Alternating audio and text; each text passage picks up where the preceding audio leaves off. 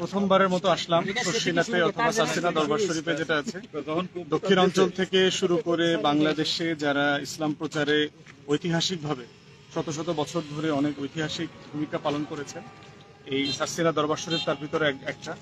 তো আমি যেহেতু গণসংযোগে আসছি এই বরিশাল ৩ আসনের জন্য, বাবুগঞ্জ মুলাদি, এবং আমাদের পরিবারের সাথেও একটা সার্সিনার সম্পর্ক আছে। আমার বাবা দাদা এই মাহফিলে আসতেন। আমার বাবার কাছে প্রচুর বই দেখেছি, মরহুম পীর সাহেব হুজুরের লেখা 25-30টা বই আমাদের ঘরের যে লাইব্রেরি আছে সেই লাইব্রেরিতেও আছে।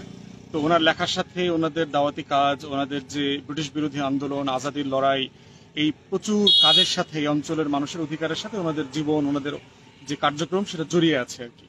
তো সার্টেনলি যেহেতু আমরা এই অঞ্চলের মানুষ, এটা আমাদের একটা নৈতিক দায়িত্ব হুজুরের সাথে আসা, দেখা করা, তার জন্য দোয়া করা, তার কাছ থেকে দোয়া নেওয়া, এবং এই এলাকার যে লক্ষ লক্ষ খাদেম ভক্তবৃন্দ আছে তাদের সাথে কানেক্ট হওয়া, এটাই মূলত কাজ। তো পীর সাহেবের সাথে আমাদের দেখা হলো, উনি অত্যন্ত আন্তরিকতার সাথে মেহমানদারি করলেন আমাদের সাথে।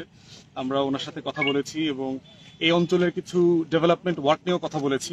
বিশেষ করে মাহফিল কেন্দ্রিক যে জটিলতাটা তৈরি হয়, আপনারা হয়তো জানেন যারা এখানে মাহফিলে এসছেন, বরিশাল শহর থেকে যারা গাড়িতে করে আসেন, হাজার হাজার গাড়ি, 3টা মাহফিল হয় বছরে এখানে, হাজার হাজার গাড়ি আসে এবং রাস্তা এত ছোট, বিশেষ করে গড়িয়ার পাড় থেকে শুরু করে এই মাথা পর্যন্ত, তো প্রচুর জ্যামের তৈরি হয় এবং মুসল্লিদের অনেক কষ্ট হয়। তো আমরা বোধ করছি যে অন্তর্বর্তীকালীন সরকার এবং স্থানীয় প্রশাসন উদ্যোগ নিয়ে এই রাস্তাটাকে ডাবল করে ফেলেন। এখন তো 2 লেনের রাস্তা, ন্যূনতম এটাকে 4 লেন প্লাস হাঁটার ফুটপাত করা দরকার পাশে, এই রাস্তাটা করা জরুরি। দ্বিতীয়ত হচ্ছে যে এখানে যেটা দেখতে পাচ্ছি যে এই মাদ্রাসারই আরো বড় প্রাঙ্গণ ছিল যেটা নদীতে চলে গেছে এবং নদী ভাঙনটা এখনো চলমান আছে। তো মাদ্রাসার যারা কর্তা ব্যক্তিরা আছেন ওদের সাথে কথা বলে দেখলাম যে সরকারের কাছ থেকে তারা প্রত্যাশা করছে যে এখানে সিমেন্টের বড় বড় ব্লক ফেলা দরকার, ফেলে নদীটা শাসন করা দরকার যেন এটা আর না ভাঙে। কারণ এখানে পিছনে যে মাদ্রাসাগুলো দেখতে পাচ্ছেন সেখানে আরো একটা মহিলা মাদ্রাসার প্রতিষ্ঠার কাজ চলছে। এখন প্রায় 3,500 প্লাস ছাত্র আছে। ছাত্রী যোগ হইলে এখানে আরো স্টুডেন্ট বাড়বে, ইউনিভার্সিটির গার্ডিয়ান আছে, তারা পড়শি আত্মীয়স্বজনরা আসবেন। এর পাশাপাশি হচ্ছে তারা একটা বিশ্ববিদ্যালয়ের অনুমতির জন্য তারা চেষ্টা করছে, যেখানে অনার্স মাস্টার্স লেভেলে সেখানে কার্যক্রম চলবে। তো সব মিলিয়ে এখানে একটা ব্যাপক কর্মযজ্ঞ আছে এবং এটাকে কেন্দ্র করে কিন্তু এই অঞ্চলের যে অর্থনীতি, এই টোটাল ইকোনমির বেস কিন্তু তৈরি হয়েছে মাদ্রাসাটাকে কেন্দ্র করে। এটা একটা মহল্লা হয়ে গেছে, একটা সিটি হয়ে গেছে। তো সেটাকে বাঁচিয়ে রাখার একটা নৈতিক দায়িত্ব আমাদের আছে এবং সেটা নিয়েও আমরা দাবি করছি। আমরা অন্তর্বর্তীকালীন সরকারকে বলছি এই ব্যাপারটাকে সিরিয়াসলি দেখবার জন্য। থার্ড হচ্ছে এখানে একটা ব্রিজের দাবি আছে এলাকাবাসী, যে একই উপজেলার 6টা ইউনিয়ন হচ্ছে নদীর ওই পারে।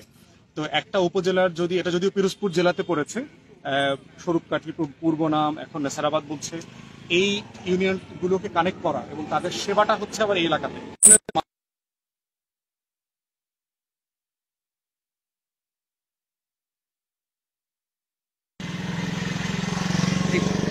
তো যেটা বলছিলাম, আরেকটা মানে যেটা গণদাবি আছে অঞ্চলের মানুষের, সেটা হচ্ছে এই উপজেলার 6টা ইউনিয়ন হচ্ছে এই সন্ধ্যা নদীর ওই পারে যেখানে দাঁড়িয়ে আছে, তার সামনের দিকে হচ্ছে নদীটা। তো এই ইউনিয়নের গুলোর সেবা পাওয়ার জন্য ওদেরকে নদী পার হয়ে আসতে হয়। আমার বাদিকে একটা ফেরি সার্ভিস আছে, কিন্তু সেটা অবশ্যই একটা লিমিটেড সার্ভিস, সেটা যে গতিতে যেই মানের সেবা দেওয়ার কথা সেটা আসলে তারা দিতে পারছে না। তো এই অঞ্চলের মানুষের একটা দাবি হচ্ছে এখানে একটা ব্রিজ করার, যেহেতু এখানে রাস্তা আছে এবং ফেরি সার্ভিস চালু আছে, অতএব এটা একটা নৈতিক দায়িত্ব অন্তর্বর্তীকালীন সরকারের যে সেবার মানসিকতা নিয়ে এবং এই অঞ্চলের মানুষকে ওই অঞ্চলের সাথে কানেক্ট করা এবং ওই 6টা ইউনিয়নের যারা মানুষ আছে তাদেরকে সেবার সাথে কানেক্ট করা, হাসপাতাল, ব্যাংকিং সার্ভিস থেকে শুরু করে এখানে টিওনোর যত সার্ভিস আছে, টোটাল 17টা সার্ভিস যেটা টিওনোর অফিস থেকে দেওয়া হয়, সেই সার্ভিস জন্য তাদেরকে এই পারে আসতে হয়। তো সেতু ছাড়া এই সার্ভিসটাকে আর অ্যাভেল করা যাচ্ছে না। তো লোকাল অর্থনীতি এবং সেবা দুইটাকে সামনে রেখে আমরা দাবি করছি অন্তর্বর্তীকালীন সরকারের কাছে যে ইতিমধ্যেই যেন এই যে বাজেটের আলোচনা চলছে, এই মাসের শেষে যে বাজেট পাশ হবে, সেই বাজেটে যেন সন্ধ্যা নদীর উপরে এই শর্ষিনাতে যেই এবং একটা ব্রিজের নামও ওনারা ঠিক করে ফেলেছেন এলাকাবাসীরা, নেসার সেতুর ব্যাপারে, যার নামে উপজেলার নাম নেসারাবাদ যেটা হয়েছে, ওনার নামেই যেন এই সেতুটা করা হয়, এই দাবিটাও আছে। আমি সরকারকে অনুরোধ করছি আপনারা বিষয়গুলোকে সিরিয়াসলি দেখবেন এবং যেখানে যেখানে আপনাদের পদক্ষেপ নেবার সুযোগ আছে এই বাজেটে সেই উদ্যোগগুলো নেবেন এবং সেগুলো পাশ করার ব্যবস্থা করবেন। ধন্যবাদ।